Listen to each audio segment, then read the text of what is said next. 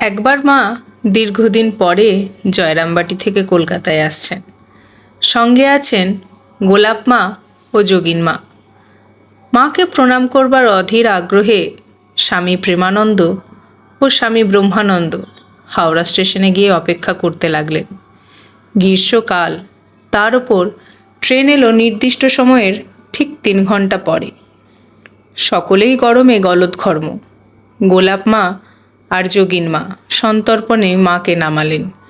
তারপর মহারাজদের দিকে চোখ পড়া মাত্রই গোলাপ মা চেঁচিয়ে উঠলেন, বললেন, হ্যাঁ মহারাজ, তোমাদের কি একটু আক্কেল নেই? এই রোদে মা তেতে পুড়ে এলেন, আর তোমরাই যদি পেন্নাম করবার জন্য এখানে এসে বিভ্রাট করো তো অপরের আর কথা কি? নিত্যন্ত অপরাধীর মতো মহারাজ আর প্রণাম করতে এগোলেন না, কিন্তু মনে করলেন শ্রীমার সঙ্গে বাগবাজার পর্যন্ত গিয়ে দেখে আসা উচিত তার থাকার ব্যবস্থা ঠিকঠাক হয়েছে কিনা। মা চলে যাবার পর ভিন্ন গাড়িতে তারাও সেখানে পৌঁছে নিচে বসে রইলেন। এমন সময় ঘর্মাক্ত কলেবরে গিরিশ ঘোষ সেখানে উপস্থিত। তিনিও মায়ের দর্শন প্রার্থী। তিনি যথাসম্ভব নিচু স্বরেই কথা বলছিলেন, কিন্তু তার গলার স্বর এমনিতেই গম্ভীর। সেই আওয়াজ উপরে পৌঁছল এবং উপর থেকে গোলাপ মা সেই আগের মেজাজে নেমে এলেন।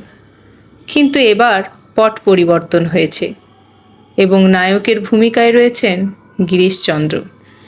গোলাপ মা বললেন, বলি গিরিশবাবু, মাকে তো দেখতে এসেছো, মা তেতে পুড়ে এলেন, কোথায় একটু জিরাবেন না এখানে এলেন কিনা জ্বালাতন করতে? সে কথায় কান না দিয়ে গিরিশবাবু বললেন, চলো চলো মহারাজ, বাবুরা মাকে দেখে আসি। এই বলে সোজা উপরে চললেন। গোলাপ মা আবার চেঁচিয়ে উঠলেন। তখন গিরিশবাবু বলে উঠলেন, ঝাঁঝা মেয়ে কিনা বলে মাকে জ্বালাতন করতে এসেছি? কোথায় এতদিন পরে এসে ছেলের মুখ দেখে মায়ের প্রাণ জুড়িয়ে যাবে, আর ইনি মাতৃস্নেহ শেখাচ্ছেন।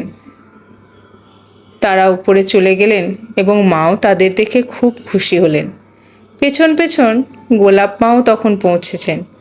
তিনি সজল নয়নে মাকে বললেন, শেষে কিনা গিরিশবাবু আমাকে এরকম বললে?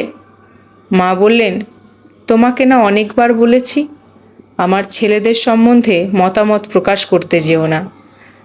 বিজয়গর্বে গিরিশবাবু নিচে নেমে এলেন।